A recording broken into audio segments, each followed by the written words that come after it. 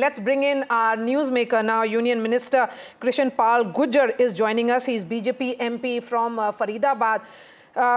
बधाई अभी दे दूं आपको या आप थोड़ा इंतजार करेंगे बधाई लेने में? बधाई दूंगा आपको।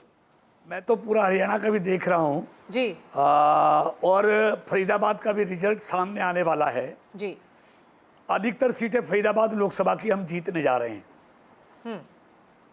और जी मैं एग्जिट पोल के बाद भी मैंने सभी मीडिया चैनल्स को कहा था कि मैं इस एग्जिट पोल से इत्तेफाक नहीं रखता, क्योंकि एग्जिट पोल हमेशा सही होंगे ये संभव नहीं है। हमने उत्तराखंड में देखा, मध्य प्रदेश में देखा, छत्तीसगढ़ में देखा और आज हरियाणा में देख रहे हैं। और हमको हरियाणा की 36 बिरादरी पर पूरा भरोसा था। इन 10 सालों में एक लंबे अरसे के बाद हरियाणा के अवाम ने जो सुशासन देखा है, जो विकास देखा है, जो हरियाणा एक हरियाणवी एक के संकल्प के साथ काम करते हुए सरकार देखी है, योग्यता के आधार पर नौजवानों को रोजगार देते हुए सरकार देखी है, अन्नदाता गरीब महिला और युवाओं का सम्मान करते हुए सरकार देखी है। इस सब के कारण हमको पूरा भरोसा था कि हरियाणा में तीसरी बार नायब सैनी जी के नेतृत्व में भारतीय जनता पार्टी की सरकार बनेगी। ये मैं पहले दिन से बोल रहा था चुनाव कैंपेन में जी।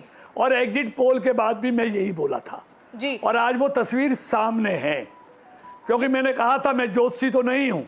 अगर मेरी एग्जिट पोल या चुनाव से काउंटिंग से पहले के मेरे बयान आप देखेंगे किसी भी चैनल पर, मैंने कहा मैं ज्योतिषी तो नहीं हूँ, लेकिन कॉलेज से लेके आज तक 46 साल से मैं चुनाव लड़ रहा हूँ। मैं अपने अनुभव के आधार पर कहता था कि जीत भारतीय जनता पार्टी की होगी, क्योंकि हरियाणा के लोगों के खिले खिले चेहरे, चमकते चेहरे, क्योंकि वो समझ रहे थे।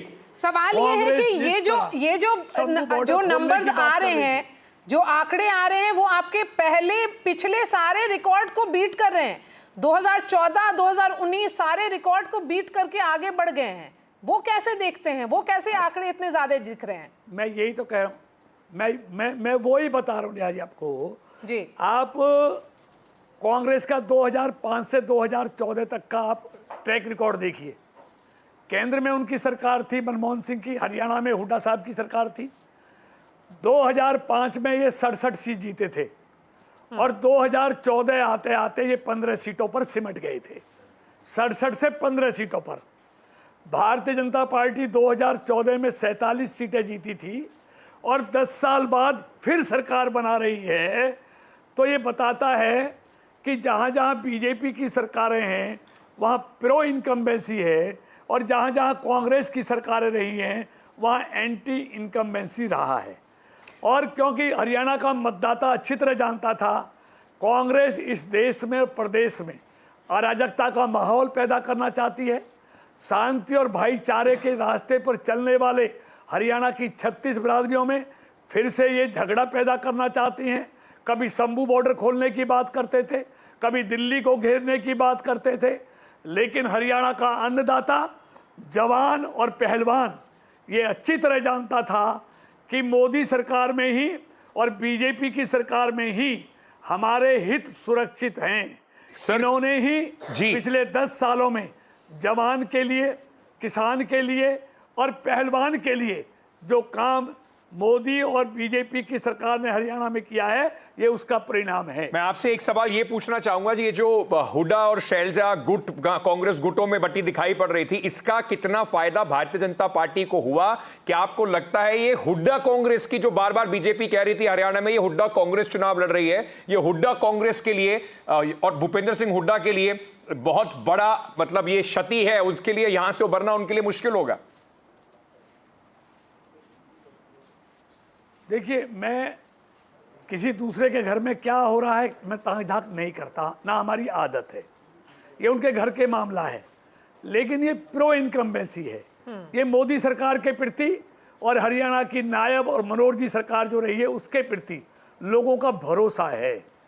उन्होंने हरियाणा में एक ईमानदार और पारदर्शी सरकार, विकास करने वाली सरकार, सबका कल्याण करने वाली सरकार और अंतिम पायदान पर खड़े हुए गरीब व्यक्ति का उत्थान करने वाली सरकार को समर्थन दिया है। कृष्णपाल जी, आखिरी सवाल आपसे ये पूछेंगे कि भाजपा को इस चुनाव शुरू होने से पहले किसी ने चांस नहीं दिया था। इंटरनली आप बोल रहे थे और भी भाजपा के नेता बोल रहे थे कि रिजल्ट्स कुछ और होगा, वो आज दिख रहा है। भाजपा की जो इलेक्शन मशीनरी है उसके बारे में कुछ बताइए। वो आप लोग क्या करते हैं कि जो लोकल है, लोकल फैक्टर इंपॉर्टेंट हो जाता है? इस चुनाव में लोकल फैक्टर इंपॉर्टेंट था। ये देखिए, लोगों से किए हुए संकल्प और उस संकल्प को सिद्धि तक पहुंचाना, ये उसका नतीजा है। मोदी सरकार और बीजेपी सरकार जो संकल्प लेती है, अभी संकल्प हरियाणा के लोगों से 7 संकल्प हमारे आए थे, लोकसभा के चुनाव में जो संकल्प लिए थे उनको सिद्धि तक पहुंचाना, उनको जमीन पर उतारना, ये उसका नतीजा है। वो झूठ बोलते हैं, उन्होंने हिमाचल के लोगों से झूठ बोला, उन्होंने तेलंगाना के लोगों से झूठ बोला, उन्होंने कर्नाटक के लोगों से झूठ बोला। आज हिमाचल की क्या हालत है? आज वहाँ की बहनें 1500 रुपये का हर महीने इंतजार करती हैं।